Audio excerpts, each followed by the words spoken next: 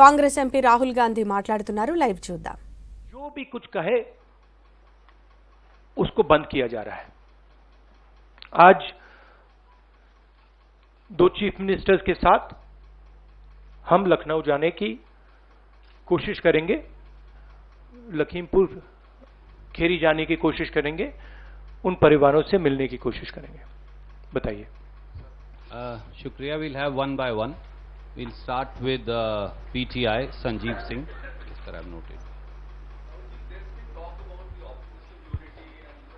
This is, please be clear, this is a press conference about the farmers issue and the murder that has taken place in Uttar Pradesh.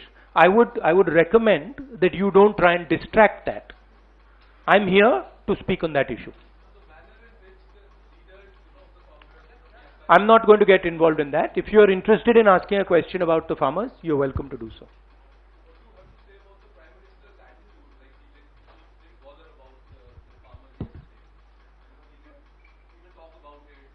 It is as I said, systematic attack on the farmers of this country, and it is arrogance because the government does not realize or understand the power of the farmers, and they are provoking the farmers, they are insulting the farmers, they are killing the farmers.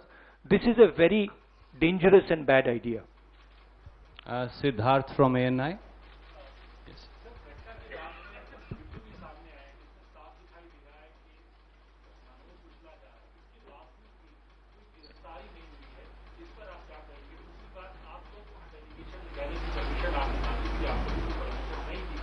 जबकि एक और political party वहां पर गई वहां जाने दिया गया, दोनों पहलुओं पर आपकी राय? हमने उसके बारे में चिट्ठी लिखी है। हम 3 लोग जा रहे हैं। सेक्शन 144 5 लोगों को रोकता है, 3 लोग सेक्शन 144 में जा सकते हैं, तो हमने उनको चिट्ठी लिख दी है। ये जो यूपी में हो रहा है, किसानों को मारा जा रहा है, मगर इससे पहले हाथरस में भी हुआ था और उनके एक एमएलए ने भी रेप किया था। तो ये सिस्टमैटिकली ये एक नई तरीके की राजनीति हो रही है उत्तर प्रदेश में। क्रिमिनल्स जो भी करना चाहते हैं कर सकते हैं, चाहे वो बलात्कार हो, किसानों का खून हो, और जो मारते हैं, जो रेप करते हैं, वो जेल के बाहर होते हैं, और जो मरते हैं वो जेल के अंदर जाते हैं। मेरा सवाल पूछा जा चुका है। एक सवाल मैं और पूछना चाहूंगा कि आप लोगों पे राजनीति करने का भी आरोप लगाया जा रहा है कि जब वहां पर कार्रवाई हो रही है, इंक्वायरी हो रही है, तो फिर वेट क्यों नहीं? मतलब हम वहां जाके देखना चाहते हैं, समझना चाहते हैं, परिवार को सपोर्ट देना चाहते हैं। सिर्फ यहां हमें रोका जा रहा है, बाकी पार्टियों को जाने दे रहे हैं। हमने क्या गलती की है? और जहां तक प्रियंका की बात है, ठीक है, प्रियंका को बंद किया है, मगर ये मामला किसानों का है। Thank you sir. Neeraj from TV 18।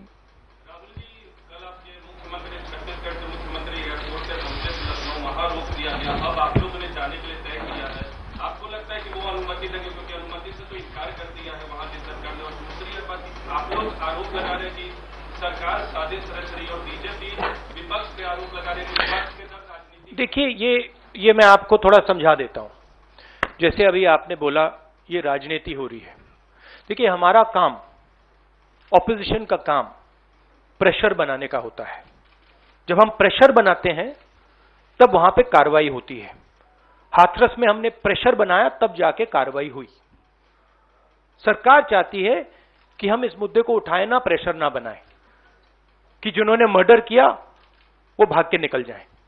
अगर हाथरस में हम गए नहीं होते, वहां पे जिन्होंने बलात्कार किया था वो सब स्कॉट फ्री निकल जाते। अगर हमने उससे पहले उनके एमएलए के बारे में नहीं बोला होता, वो भाग से निकल जाते। तो इसलिए हम दबाव डाल रहे हैं। हम दबाव क्यों डाल रहे हैं? क्योंकि किसानों के साथ गलत काम किया गया है, उनको मारा गया है। और सचमुच बताऊं तो ये आपका काम है, आप लोग तो करते नहीं हो। जो आपकी जिम्मेदारी है उसको तो आप निभाते नहीं हो। उल्टा आप सवाल पूछते हो कि ये पॉलिटिक्स हो रही है। आपकी जिम्मेदारी भी है, उसको तो आप भूल गए, और फिर कहते हो हमें कहते हो। Thank you. न्यूज नेशन से मोहित।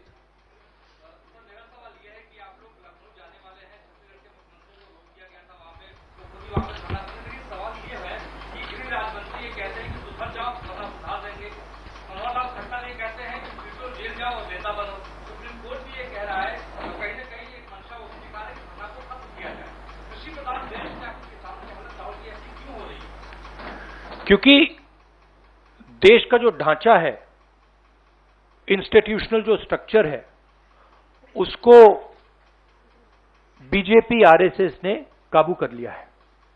और ये सिर्फ मीडिया की बात नहीं है, आप जानते हो मीडिया को किस प्रकार से कंट्रोल किया जाता है।